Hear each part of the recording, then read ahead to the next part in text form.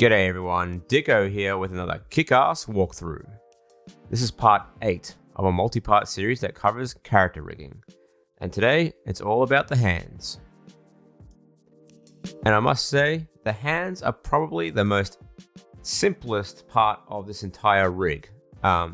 It shouldn't take long to do.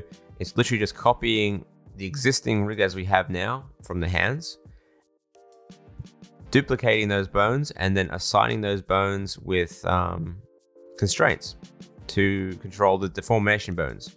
Really simple stuff. You could go with a more complicated rig here, but I found in my experience so far as an animator that unless I'm doing specific animations regarding, say, typing or needing the hand to stick to a surface, anything beyond this is not all that necessary, and a lot of rigs that I've worked with in the past never really bother to add any extra complexity on top of it, unless of course it's super necessary. And I may add a addendum video once we get through the rest of the rig that deals with how to do that. With that being said, let's just jump right in and start rigging these hands. Okay, so as I said earlier, all we need to do is basically copy all these finger control bones and then duplicate them and then use those bones as controllers. So to start off with, what I'm going to do again is going to select all these bones. And firstly, actually, before we do that, let's open up the axes and just make sure that everything is deforming in the direction that we want. So let's have a look at these bones here. Let's switch on individual origins, keep it at local, and then we'll just try to rotate things into place. And it looks like this is deforming fine. I mean, obviously the for some reason the fucking belt buckle is moving with it, but that's for another problem to solve. That's for another day. All we need to worry about right now is making sure that the fingers are deforming in the direction that we would like, and that they are performing as you'd expect. Now, obviously, the deformations here are a bit, I don't know, noodly in their presentation. So I could always just slightly shift the bones up a little bit along the volume of the fingers. So what I could do is grab these edge ends here, for instance, and just very slightly, while switched in normal orientation, bring it up a little bit further, like so. And of course, because these are mirrored, by the way, so you have mirroring turned off, it's affecting the mirrored version of those bones. Very slightly shift the knuckles up closer to the top of the volume of the fingers. And I'm telling you right now, like, beyond just adding more like extra complicated geometry to, you know, preserve volume, I have found, at least with the fingers of a system like this does a way better job in maintaining volume. So let's have a look at that. Just that little shift, rebind with automatic weights, and you'll see here very easily, very quickly, how different that deformation looks. And straight away, it's already looking a lot more like, I guess you can say, angular at the edges of those fingers, and actually the form's a lot better too.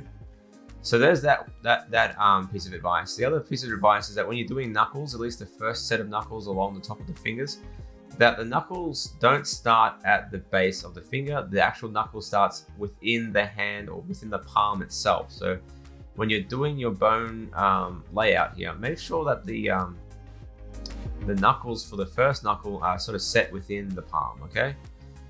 All right, with that being said, that's all sorted. I'm pretty happy with the way that the thumb is deforming. Doesn't seem to look any that bad. If you wanted to improve on it a little bit, you could, but again, it really depends on what you're trying to achieve here with your rig here. So if it's good enough for you, it's good enough for me, and if it's good enough for me in this one, it should be good enough for you. And that seems fine. I think that's fine. I'm not going to complain. And for the purposes of this rigging tutorial, I think that will do the trick. You can always go in and alter the either geometry of the hand or just the way that you place the bones. It doesn't really matter. The point is that with these bones, you'll be able to build out a consistent hand rig. Okay. That being said, let's jump into edit mode with those selected. And these should still be a child. These bones here, the base of the bones here, of the thumb, of the palm, they should still be a child of the deformation hand bone. So this bone here, these bones here will still be a child of the ultimate hand bone there, because that is being driven by the FK and IK as well. So we want our hand controls to also be driven by the FK and IK. So therefore, the hand controls will also be a child of the deformation hand.l.001. All right, let's grab these guys. 1, 2, 3, 4. And I'm quickly gonna just push Shift D. Don't move your mouse, push enter. And then we're gonna move that duplicated set of objects to a new layer. And there we have it. We have our duplicated bones. So now we need to rename these guys. So Control F2. All right, we want to select our bones only. We want to find the term DEF and replace that with Control CTRL. Push OK. There we go. That's been edited. And of course, we have to do the due diligence and just go through these manually and just rename the numbers, which is a little bit of a pain in the ass, but what are you going to do, honestly? And we can do that on the other side as well. But just go through those and sort them out.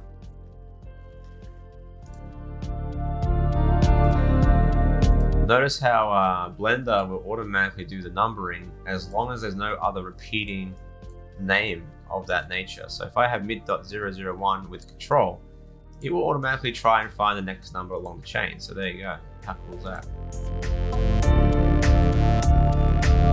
It's nice when software helps you. It doesn't make you feel like a fool. Just go through those like so. And make sure you do the right side as well with this renaming. Because, oops, as you can see there, there's a problem. 01 copy. So it looks like for some reason there's Control Pinky selected there, so that's okay. That means that the duplicate's there? No. For some reason it's copying the wrong number. Let's just double check we haven't duplicated that pinky in the past or renamed that one by accident as well. Oh, that's fine. No idea what's going on there, but that's okay. We'll sort that out in a minute.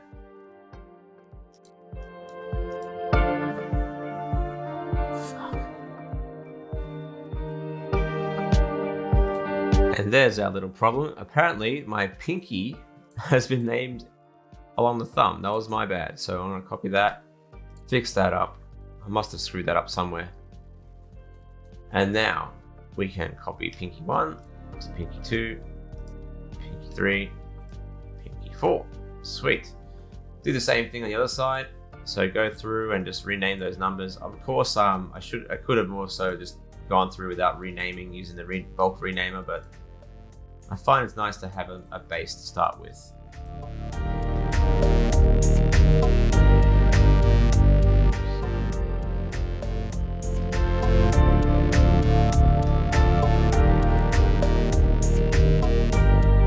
Come on.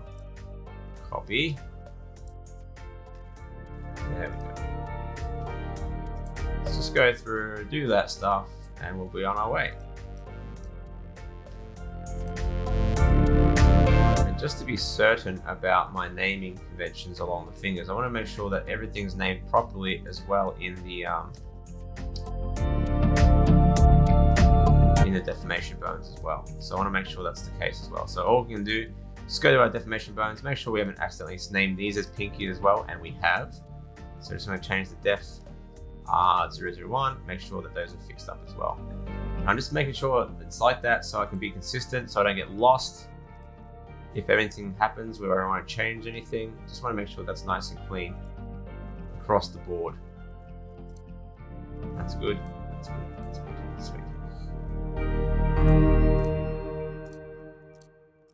That seems all good. Thumb. Sweet. Save that file, and let's switch back to our hand controls. So what we want to do now is just select everything and make sure that they are non-deforming bones. So we want to hold down the Alt key, unselect. There we go. And these are now non-deforming bones because we don't want them to deform. And that's it for the controllers. Now, all we need to do for this process now is just add control shapes, and then after we've done the control shapes, it'll be a lot easier to add the constraints. So I'm just going to use the same FK controllers I've used for my entire rig. So whatever we used for the FK in the past, let's bring back everything that we have. I'm going to use this shape here. So this shape is widget FK. I'm just going to use those. That's all I'm going to do. So I'm going to go back to my finger controls and just switch it over using custom object, widget FK. That's all we need. And I'm going to do the same thing across the board. So I'm going to select everything. See if hopefully this will work.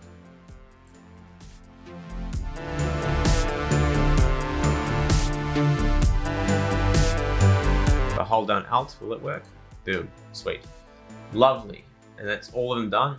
All I need to do is sort of resize the shapes to sort of fit the parameters that I want. Holding down Alt again, and holding down Shift as well can give you some more nuanced controls. There we have it. And eventually I might fix up these ones to represent the metacarpals that we have on the top of the hands. So we'll worry about that in a second. Let's do the same thing over here. Widget FK. Hold down Alt and click done. And again, I'm just going to hold down Shift and scale those down. Done. So those are the controllers. They're up and running. So now we can just focus on getting those controllers to constrain to the or getting the deformation bones to constrain to those controllers. So again, very simple. Select the first controller, select the deformation bone, Control-Shift-C, copy. I'm going to say copy transforms in this case. So just copy transforms in all cases, because I want to give you the option to play with scale and location as well. So all you're going to do is go through those and do the exact same thing I'm doing here.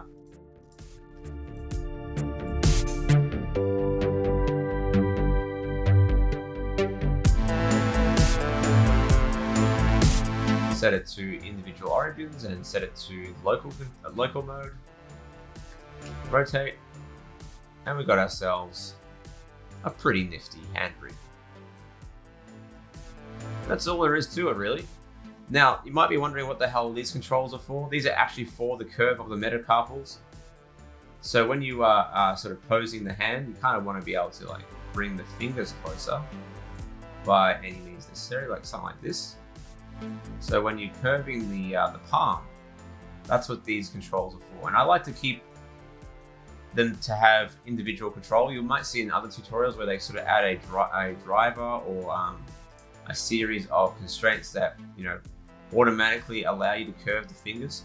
I prefer to do it this way because I find that when I try to automate it, I just don't get the result I kind of like. I like to have the ability to sort of pose freely to whatever pose I want it to be. Whether it's going to break the hand or not, I'd much rather have that ability to do something like this than not to. So now if I were to select these controls here, and again, some people actually add automatic curls on the fists and stuff, but again, I don't like the hands personally to automatically do things that I would rather do myself. You see here, it's forming a pretty decent fist. Obviously, we can rotate these poses into something a bit more natural. And you can see this is what the metacarpal is for. So just, if you're going to form a fist, you want to be able to sort of curl the fingers and play with them like so, to get the sort of pose you need in that fist. And if the anatomy of this rig was, or anatomy of these fingers were a bit more accurate, the way the knuckles are forming there would be a bit more curvature like, but my little cheat is to just shrink down some of the fingers sometimes. Sometimes it's easier to do that when you're animating than it is to go in and fix the mesh, but you can go in and fix the mesh if you want to.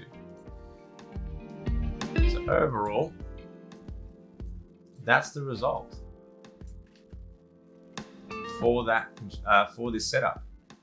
And of course, yeah, it takes a little bit of time to sort of sculpt the hand into something like a fist, because a lot of things go on when you form a fist in any given character. But something like that would be fine for a cartoony sort of setup. And you can see it's doing its job. Reset the pose, and again, we have to do the left side, the right side, so it's exactly the same thing. So just follow the same process of copy transforms, etc.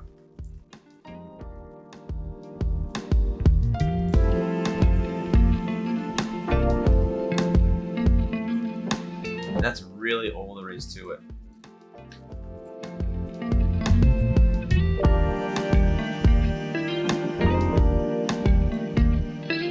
If you find that you want to just repeat the same action, you can also push Shift R and it automatically will do the job for you, as long as you're repeating the exact same action. It's similar to the G key in Maya, where you kind of can repeat a command.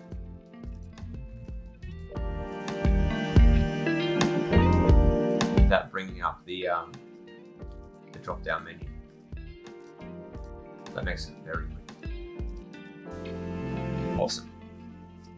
Test this guy out. 1, 2, 3. And of course it's going to work fine. There you go.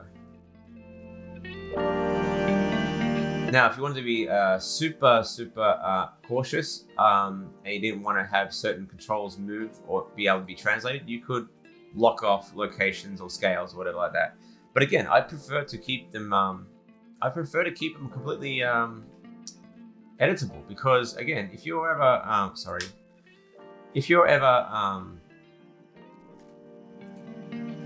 in a position where you have to sort of just manually sculpt the hands, it's better to have those all turned on. Let's hide the rest of those controls. Let's assign this with the left and right colors. Done. And bring back the rest of the rig. And you got yourself pretty nifty setup so far. Alright, so that's basically the entire body done, except for the shoulders and the face, and we'll go into that in the next tutorial.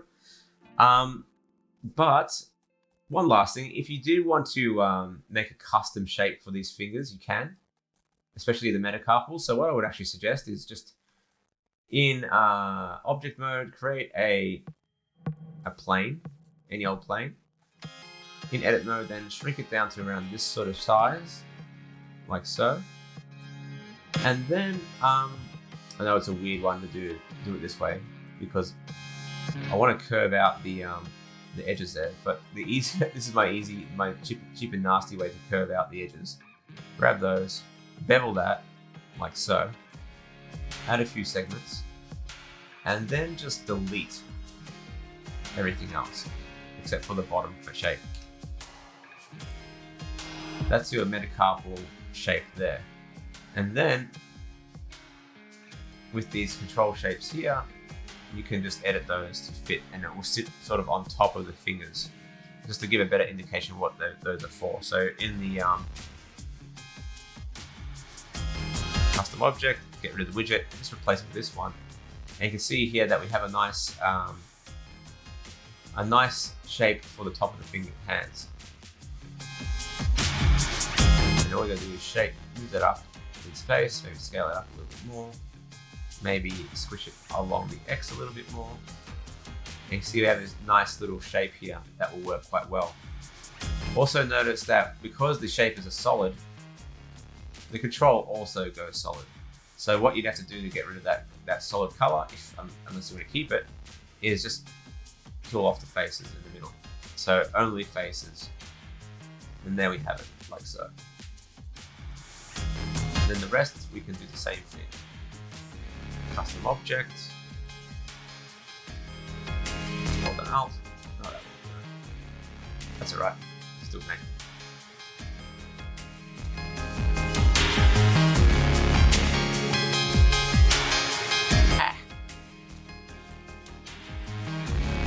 I think that feels a little bit better when you can actually see like the direction in which those bones are going. And you can do the same thing on this side too. So I'm just gonna, firstly I'm gonna rename this little thing here. Let's just call that widget Metacarpal. Done. Grab those those 4 controllers for the upper hand. Search it in the custom shapes. Meta Alt. Done. All right, that's it. And if we were to try and move this with the IK and FK, you can see that because the controls for the hand are actually a child of the deformation joint for the hand, the controls just move automatically with them. So that's it. Hands are done. Much easier than the rest of the rig, that's for sure. And of course, if you wanted to add more complexity, you could add an IK system to the hands and all sorts of stuff. But that's a whole nother level of complexity on top of what we already have. So again, that may be a tutorial for another day. But for 95% of whole hand animation, especially those who are just starting out for the first time, this rig will do perfectly well. All right, that's it. Next video, we'll probably be talking about the neck and the face. So we're going to talk about how to build up the jaw. We're going to add controls to the shoulders. And we're going to figure out the structure of the bones that will help to keep, well, volume in the face. So until then, catch us and have fun.